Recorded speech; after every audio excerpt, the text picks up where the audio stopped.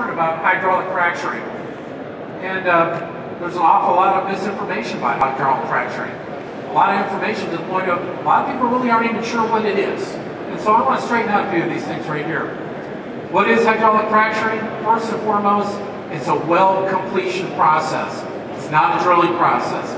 It's a way in which you complete a well so that you can extract natural gas from otherwise what we call tight formations.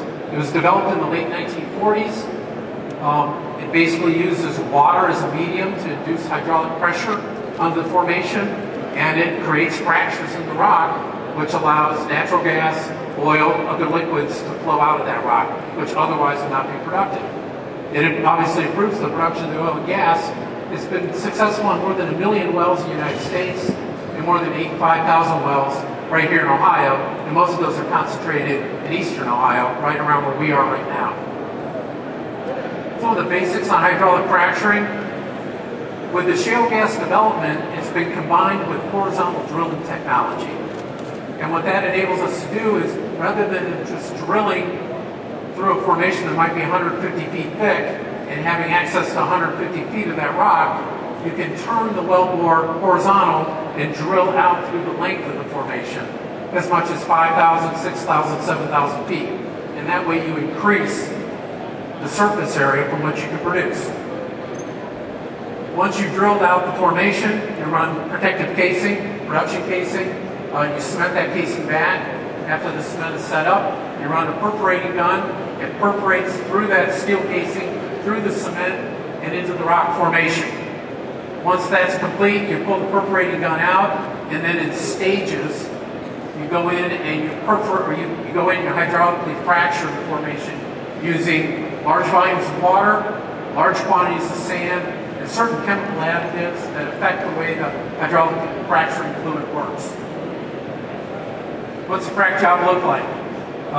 Here's a site from Marcellus up in northeastern Pennsylvania. And what you can see from this site is it's large. It covers a good amount of area. This particular site that you're seeing here is a little bit smaller than others. It might only be 2 to 3 acres in size. And the reason why it's smaller, it doesn't require a frac water containment pond. If you look down in the lower right-hand part of the picture, you might be able to see a little pipe coming up out of the woods. That's actually the water supply source for the hydraulic fracturing that's going on in the picture. You can also see that the hydraulic fracturing operations is fairly complex. It requires a lot of different technologies, a lot of different personnel, a lot of different vehicles, different equipment. They're labeled on here so you can look at them. But overall, it's a pretty high-tech type operation. Here's another site. This site did not have a containment pond nearby, and so it could not supply water via a pipeline. Instead, the water comes by way of frac trucks. And if you try to count the trucks in there, I think you'll get up to about 100 and start losing count of them. Because of the enormous quantities of water, you need a lot of trucks to haul this water in. To talk a little bit about the geology, and I'll come back to the hydraulic fracturing in a minute. What you have here is a generalized section that shows the relationship of the Utica Formation to the other formations that overlie it. A well penetrates vertically, and about 500 feet above the target formation, the Utica in this case, it starts kicking out, gradually working its way to a 90-degree angle. In order to do this, you change your drilling technology from rotary to mud motor. And you can gradually change the angle of the hole half a degree at a time until you get out to horizontal, and then you continue drilling with that mud motor down the center of the formation. If you think about it, it's a lot like threading a needle. Not that easily done. So we're looking at, again, pretty high-tech type stuff. The other thing I want to point out in this picture is that the separation of the target formation, the Utica, from the surface, the groundwater, the surface waters, is immense. In our area right here, you're looking at about 7,000 to 8,000 feet. And that rock that separates the Utica from the surface is largely impermeable. And one zone in particular, the saline salt, which is anywhere from 50 to a couple hundred feet thick, is totally impermeable. I'll come back to this in a moment, but one of the things I'm getting at is when you hydraulically fracture, there is no physical way that fractures can extend to the surface and bring frac fluids up to contaminate our groundwater.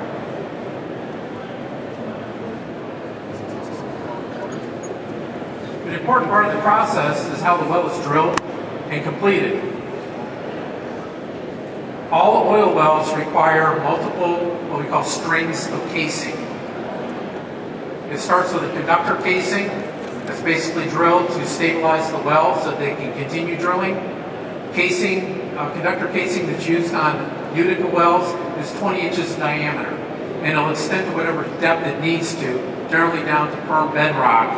Once they set that casing, they put a shoe on it, and they pump cement up around the outside of the casing between it and the wellbore to seal that off.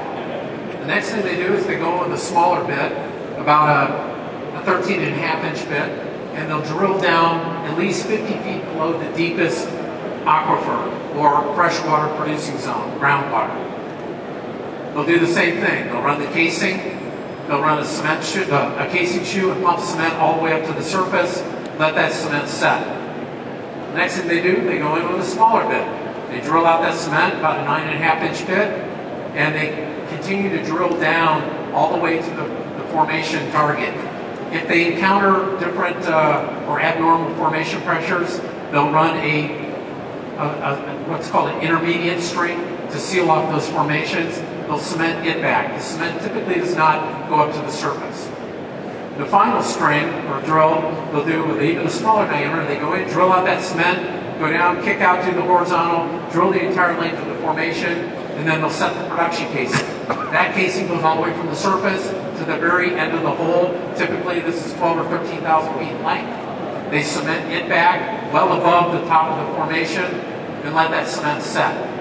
One of the points to be made here is that the shallow horizons, your groundwater, your surface water, are protected behind 3 and likely 4 different layers of casing, and up near the surface 2 layers of cement. How does the process work? I've got a couple slides here that maybe you've seen on National Geographic's website. They're really nice graphics. But you go in and you drill. In the second picture, the production casing is being run into the hole. Once the production casing is in place, you come in, you pump cement. That cement runs between the casing and the actual annulus, or what we call the wellbore. And once that is all set, you then run a perforating gun. And the perforating gun, these are pretty interesting and also dangerous objects, but it's a gun that comes in different sections. It's a tool, cylindrical, and it's got 1.5-inch size bullets, at least the ones I've looked at have. And those bullets have a charge behind them. And that charge will actually puncture an 1.5-inch diameter hole through the steel casing, through the cement, and fairly deep into the formation.